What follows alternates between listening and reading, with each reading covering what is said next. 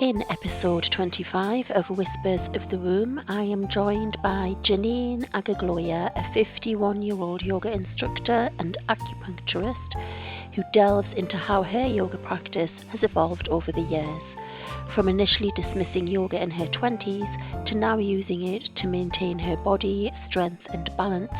Janine emphasises the practical aspects of yoga as a form of cross-training for life. She shares how her practice has shifted from intense back bends to a more slow-down approach, focusing on the mental and physical well-being that supports her in navigating everyday activities gracefully. So join me and Janine in this insightful episode as we discuss the transformation of Janine's yoga journey and its impact on her life. So welcome, Janine. It's a pleasure to have you here on the Whispers of the Womb podcast. So I'd love for you to tell us about you and how you became a yoga teacher. Sure.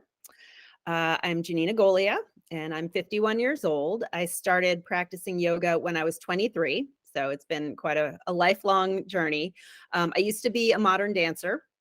And one of the choreographers that I was working with said, "Oh, you should do yoga. It would be great, that, be good for your flexibility and your strength and that kind of thing." Is my dog picking up? I'll pause for a moment. Homer! It's probably because you're talking. Probably. Yeah. Oh my God. Sometimes like the airplanes go by and he's just, Oh. Homer! All right. So I was working with a choreographer who said, you should try yoga. And, for years I kind of like poo-pooed her and I'm like, yeah, whatever, yoga's weird. I'm not going to do that weird stuff. I was 20, like I knew everything, obviously. So eventually after she had sort of persistently kind of nudged me in that direction, I said, okay, fine. I'd been teaching yoga. I've been teaching swimming for a living to support my dance habit, as I like to call it.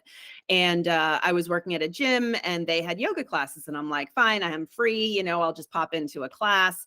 And I went into the first class and it was in this horrible little room that like smelled like feet because it was a gym. And it was just this like padded, weird little, I don't know what the room was for, but it was like, the 90s. And so it was just The cupboard. That's it was probably the it was cupboard. such a The store wide. cupboard.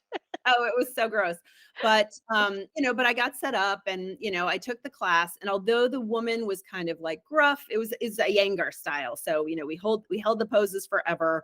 But there was something that like I kind of vibed with, even though I didn't particularly like that teacher, I was kind of like, okay, I can see how this might be fun. And, like I was naturally flexible from dancing. And, so I got into that and I was like, okay, well, I'll give it a go. I'll try it again with another teacher. And I found a teacher who I really liked.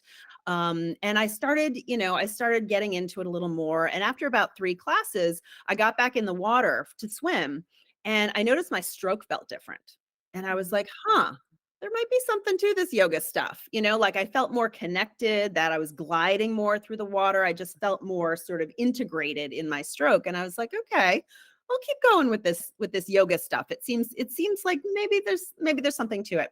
And so I continued. And I after about 2 years of Iyengar, I was getting kind of stuck in my head because, at that point, I hadn't set down my perfectionism yet. I was still deep into my perfectionism.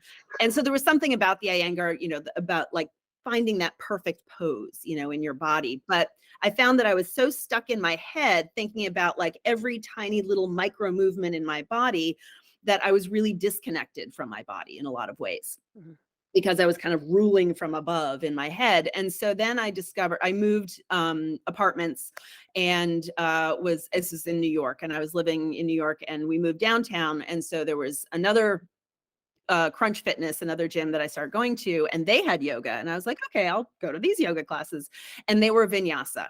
And something about connecting the breath to the movement and finding that flow and that fluidity really appealed to the dancer in me. Yeah. And I had all the knowledge about the poses from my Iyengar study because I'd been doing it for about 2 years at that point. And but there was just something so freeing to be able to, breathe and move and flow. And it was just like, I was like, oh, I have found my home. Like, this is it. And so then about a year later, I started teaching. And this was before there were like teacher trainings per se. There was no like 200-hour teacher training. This was in 1998, I believe. And so I started teaching. I was subbing for my teachers uptown, and then they wanted me to sub downtown, and then I had decided at that point to go back to graduate school for acupuncture. So I was going to be leaving New York and moving to the Boston area in Massachusetts. And so I it was like finding a teacher training, which, was harder back then because the internet was like super new. So I was like, it was very hit or miss, but I found this 2-week training in Connecticut, United States. And I did it. It was a 10-day sort of immersion. And I did that and got certified, and then, moved to Massachusetts, did my master's degree. But started, teaching yoga up here because there was very little yoga in Massachusetts at that point of this style. Right. There was like gentle classes, but there was no real vinyasa. Mhm. And so I kind of brought vinyasa to the area in the little gym that I was teaching at. And that sort of, escalated from there. So I've been teaching yoga since 1998, and left the studio that I'd been working at for about 20 years to start my own online business in 2021. So Excellent. yeah. It's amazing, isn't it, how like just circumstance and where you are at that moment in time kind of just sort of carves out your kind of My whole journey, as it future. were. Yeah. Yeah. And there's so many different styles of yoga that it's like, when you're saying to somebody new, oh, why don't you try yoga? It's kind of like it's like why don't you try sport? Because Right. there's so many different Right, kinds, and exactly. yeah, Or bread. Why don't you try bread? bread. It's like, okay. Or cheese, like there's so many varieties. And that's what's so beautiful about practicing yoga is Mhm. that there are so many different varieties that appeal to all these different people, Yeah, So, now I'm 51. My practice now is very different than it was when I was 23. I have different goals, different purposes. I'm really using yoga now to sort of keep my body going and stay strong and mobile and keep my balance up, and really, the mental piece too of keeping, just that being able to connection. be. Yeah. Mhm. Exactly. I still practice vinyasa. I've slowed it down a little bit. I've gotten rid of some of the like insane back bends, touching my foot to my head. I don't need to do these things anymore. It's not useful. But I come at it from a more sort of practical aspect of being able to, practice yoga so that you can, live your life Yeah. essentially. I Like think about it as sort of cross training for life, yeah, yeah. You're Yeah, able to like, grow older more gracefully, be able to like, I don't know, fasten your shoelaces and pick something up off the exactly. floor without Right. aches and pains, and Carry a yeah, laundry basket without your back going out, or, yeah. hang out with your grandkids, or, Mhm. and get down on the floor and get up again, things Mhm. like that. Yeah. That's why I practice yoga, and that's what I teach, so. Mhm. Fab. Oh, thanks for sharing that. What a journey. Sure. And so, um, you run Purple Room Yoga, and so I would love for you to share with the listeners, what you offer, what your business is all about, and for those who are watching, you're in purple. I'm in You've got purple around you. my purple room. This is where I teach. So, yeah, Purple Room Yoga is for active adults over 50 who want to stay active, with yoga. And, I talk about aging gracefully, with strength, balance, mobility, and mindfulness, because, yoga really encompasses all of those qualities. And, it builds strength, but it also, creates mobility so that, like, you don't need to put your foot behind your head. But as you said, reaching down and being able to tie your shoes is is an important life Yeah. skill. Um, Balance is really important as we age, that, if you're not training your balance, we balance every time we walk, right? You shift your weight from one Yeah. foot to the next, Mhm. when you go up and down stairs, when you stand up from a chair, right? These are all moments that we have to work on our balance, because if you lose your balance, you could fall. And if you fall, you could fracture, especially as we age. That becomes more problematic. So, really cultivating being able to balance on one leg, that kind of thing. And then, mindfulness, are you actually living your life, or is life just kind of happening to you and you're just sort of being tossed along with the waves? Being able to really notice what's happening, notice the people you're spending time with, notice the food that you're eating, notice the scenery as you drive by on the way to somewhere. All of this just makes life so much richer, Mhm. and to be able to focus on one thing at a time. Even if you're working, are you focused on what you're doing, or is your brain in like 15 different places? And so, yoga is such a wonderful practice because it trains all of those things.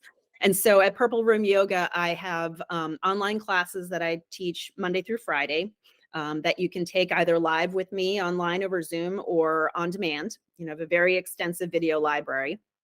I have classes for beginners. I have classes for more experienced students. I have short classes that are like 30 minutes long, to just kind of like in and out, a full vinyasa practice in 30 minutes, or I have sort of a more traditional hour-long class. I also have stretch classes, to work on mobility. I have a class I called Mindful Core, where we focus on core strength, not just like, it's not endless crunches, because I find that to be useless. It's really looking at the whole core, right? Your all four abdominal muscles, your pelvic floor, your glutes, your inner thighs, and the muscles along your spine and your hip flexors. This whole region Yeah. needs to stay strong. And especially if you're active, like a lot of my students, they play golf, or they hike, or they play tennis, or, they're into sports or swimming, or I have some triathletes. And so being able to have a strong core will just power all of those sports and actually improve your performance, Yeah. because if your core is strong, that's your center of power. Mhm. Right. So if you're swinging a golf club, you're not swinging just with your arms, you're swinging from Your that core whole that whole stability. center line. Yeah. Mhm. Mhm. Exactly. And then Mhm. I also teach a meditation class on Monday mornings. I call it movement and meditation. So we do about 20 minutes of kind of, sort of stretchy and movie, kind of feel good movements, just to sort of wake up the body and release all the stiffness. And then we sit for 20 minutes and do a guided meditation. Lovely. And a lot of my students, that's their favorite way to start the week. So Yeah. yeah. Yeah. Just So set the yeah, those set the are focus. Set the focus. exactly, to sort of Yeah. set the tone for the rest of the week, exactly. Mhm. And so those are my weekly classes, and then I also run online courses. I have a yoga basics course, which is running now, that sort of breaks down 25 yoga poses. We go over alignment and how, what muscles are supposed to be working in these various poses, and their poses based on strength, mobility, balance, all of those things.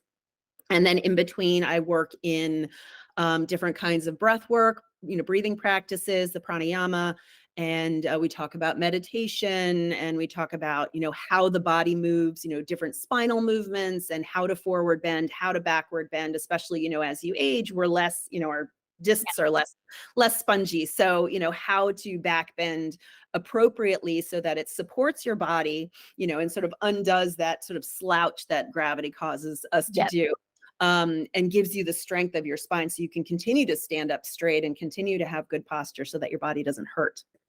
So Mhm. that's one of the courses that I run. Coming up in January, late January, I'm running a lower back course called Healthy Back After 50, which we break down posture and anatomy, and, again, movements, how to move your body so that your back doesn't hurt if you do have back pain, how to prevent back pain, and how to modify your movements if, you do have back pain, Yeah. and how to make it so that things don't hurt. and sort of how to sort of diagnose like what muscles might be tight, what muscles might be weak. And part of that course are 12 sort of what I call homework videos that build your strength and mobility over time. So, you know, some people stick with the first 2 videos and don't do any of the others. Some people like go one after the other and do all 12. So, you know, what's nice is that all of my courses are available for life. So, Yeah. you know, you can sort of go at them at your own pace. You can revisit classes. And then another program that I'm running is called Intentional Eating. And it's basically, we do it's a 6-week program online. And we basically apply the principles of yoga to how we relate to food. So it's not like I will never tell you what to eat or what not to eat. It's Yeah. more, how are you approaching eating? You know, are you approaching, do you eat with mindfulness? Are you listening to the cues of your body? Are you ignoring the cues of your body? Do you eat emotionally? And then how do you talk to yourself afterwards, right? You know, because Yeah. we've all had those moments where we feel like crap and we eat the whole pint of Ben and Jerry's and then we feel like garbage and we just go down into this shame spiral. And so it's ways to kind of talk to yourself with more kindness and more compassion. We apply the yamas and the niyamas, which are the first, you know, sort of, I see them as sort of the 10 commandments of yoga, right? Yep. 10 principles on how to, you know, live a more whole life and feel more whole as a person. And so we apply those principles to how we approach food, you Yeah. know? And so, you know, I did the first cohort right before Christmas, and the second one starts in January. I'm doing them every 2 months or so. So that's sort of an ongoing program that people can jump into. And I leave it to 5 people. I only allow 5 people into the group to keep it small because, you know, food shame is a real thing, you know, Yeah. and especially, you know, as women, we have all of these messages that people tell us about, oh, you should be thinner, or you should be bigger, or you should be this, or you should eat more, you should eat less, you should, like, there's all these sort of random food rules out there that leave us feeling shame. Yeah. Right. And so when you can approach food, because we need food to live, right? We have to eat. But if you can approach it as a way of fueling your body and being kind toward your body and not restricting, you Yeah. know, it's not that you can never have the Ben and Jerry's, but you have it intentionally, right? Yeah. Instead of the whole pint, you have a serving and you eat it and you enjoy it Oh, and it yeah. tastes And you fabulous. savor it. Yeah. Oh, Mhm. exactly, exactly. Again, back to that mindfulness, being part of the experience. Yeah. So, yeah, and then, you know, I have periodic programs that come up through the year. I have one that's called 30 Days to Reconnect to Yourself, which is a 30-day online program that has 30 days of journal prompts to kind of explore, you know, what's going on with yourself, because we all numb, right? Back to the eating, you know, we all numb. And, you know, when you don't feel good, you don't want to feel not good, you want to feel good. And so, you know, we eat, we drink, we have sex, we go shopping, right? We do all of these behaviors to not feel bad, right? But then when you do that, you're also not feeling good. You're disconnecting from yourself and how you feel, and actually feeling the emotions is much healthier and a much better way to kind of move through them and get back to feeling good. And so the 30 days to reconnect to yourself, we have 30 days of journal prompts, plus short little either breath work or meditation practices, and then 30 days of short yoga practices. And all of these practices are like, you know, less than 10 minutes. A lot of Yeah. them are like 2 minutes or 5 minutes, just like Just a a connection. moment to check in. Yeah. Mhm. Exactly, exactly. So that program is coming up again in April. And so, yeah, periodically throughout the year, I'm, you know, creating these different programs to, you know, serve my community. That's sort of my goal. So, Excellent. yeah, It sounds amazing, and it's kind of like you say, it's bringing that whole essence of yoga, not just the movement, not just the asana side. It's bringing everything together, isn't it? It's exactly. living life off the mat, not just on the mat. Yeah, love Exactly. that. 'Cause Love there are that. 8 limbs, right? We have 8 limbs of yoga. We don't Yeah, just, asana is just number 3, right? We have yeah, 8. And so being able to apply as much of that as possible, you know, and I run retreats where you have these immersions. January, I'm doing my first retreat to Costa Rica. And nice. I have a book club retreat coming up in March.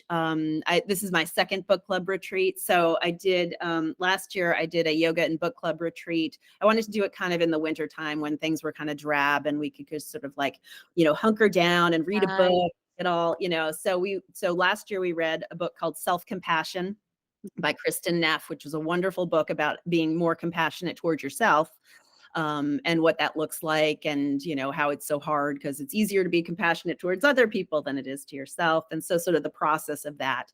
And so we read the book ahead of time, and then through the course of the weekend, it was a 3-day weekend. Through the course of the weekend, we discussed different aspects of the book, and then interspersed moments of practices of yoga and meditation as well. Sorry, last year was 2 days. This year it's going to be three days, because we needed that third day.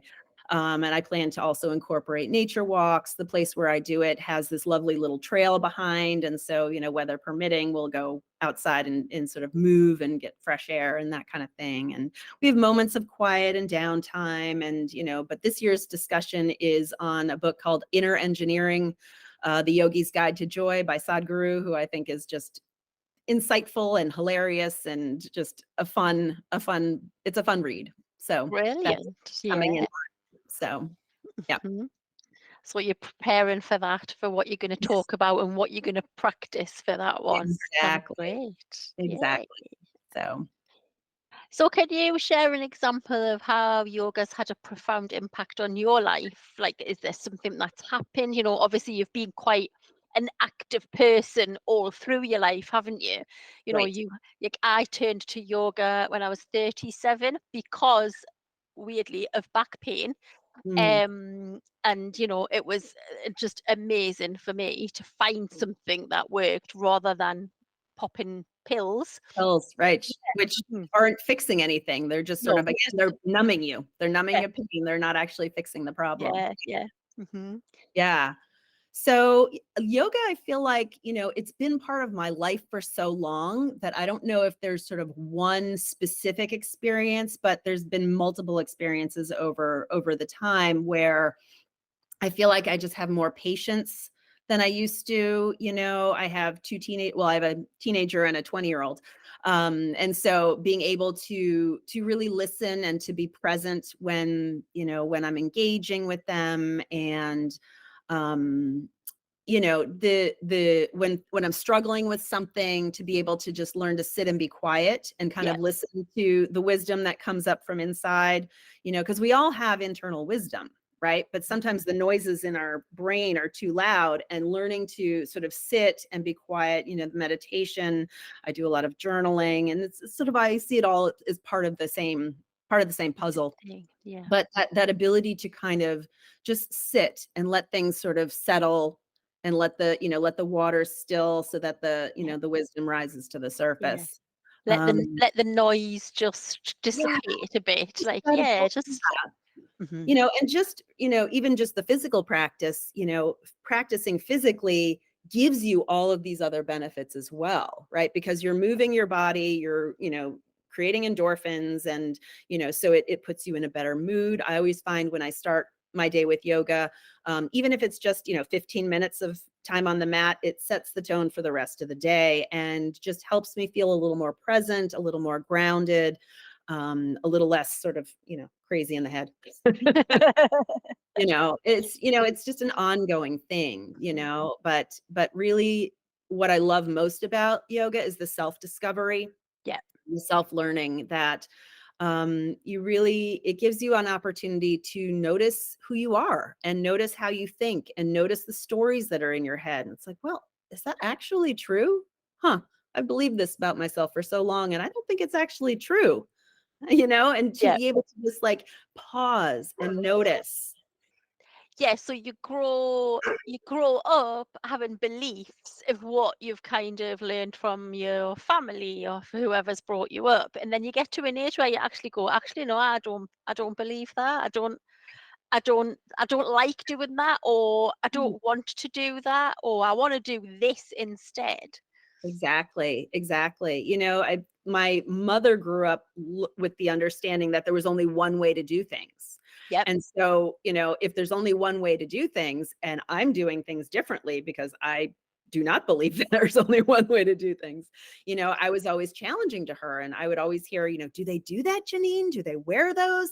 Can you make a living doing, like, why would you do that? Because it was sort of outside of her comfort zone, So it took me a long time to stop worrying about what other people thought and listen to my own intuition and say, yeah, this is right for me. I do wear these things and I do these things because I do them. It doesn't matter what anybody else thinks. Mhm. The other people's opinions are not my business, right? They're about them. They're not about me. Yeah. And Yeah. so, that was a huge learning process through practicing yoga, that like, I don't have to care about what they think or what they say, and Yeah. it's freeing because, when you're constantly worrying about what other people think or say, you're trying to make yourself different than you actually are to make them happy. But you don't actually know what's going to make them happy. So all you're left with is this like broiling anxiety, because you have no control over what other people think or do. All you can do Absolutely. is control yourself. And so learning to, tune into myself and listen to my intuition and listen to my gut and say, oh, this actually feels like the right step. It's terrifying, but I'm going to do it. Mhm. And, I found whenever I listen to my gut, it's always a good It's always a good one. Yeah, yeah, always a good yeah. thing. I mean, I got dogs during COVID, and I've never ever had dogs before. But Mhm. I rehomed these two dogs during COVID, and I live in like a little village in the middle of nowhere, so it's always like farmers' fields that we go for walks and things. And I was always brought up that you didn't walk through puddles, and then all of a sudden I just started jumping in these puddles. I was like, Beautiful. "Yeah, I'm gonna do it. I'm gonna do it." 'Cause And it why felt not? amazing. It Yeah, felt amazing. I was like, "I'm an adult. I can if I want to." you're allowed to. No one's telling you you can't now. Right. Exactly. Yeah, and it's that kind of, I mean, it's really personally empowering, And it to just felt be able to. joyous as well. I felt this sense of joy of like, Yes. mhm, Yes.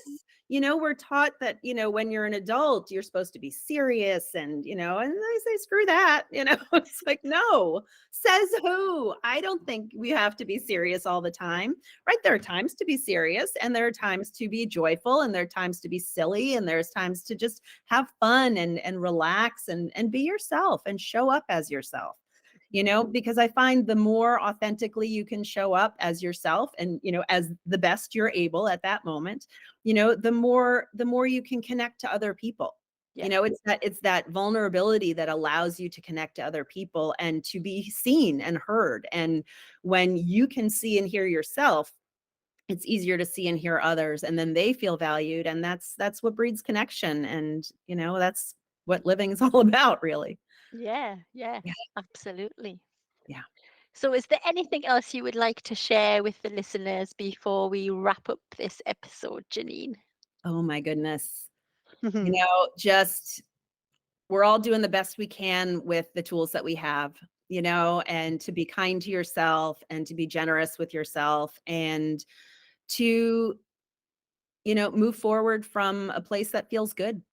Try to live your life every day doing the best you can. That's all. And That's all you can that do. sounds like a great place to start, doesn't it? Yeah, Absolutely. Yeah. absolutely.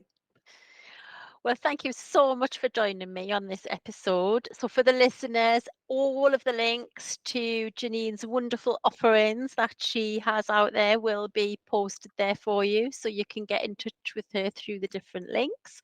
And obviously, for myself as well, anything that you need on that. And yeah, so we'll wrap up this episode. Thank you so much. I appreciate the opportunity.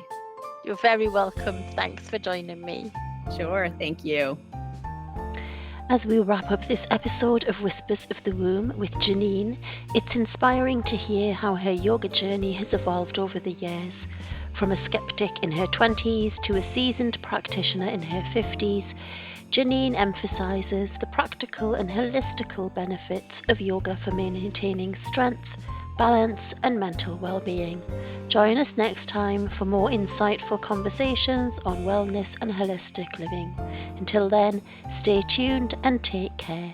And for any contact details, you can see these in the show notes. Namaste.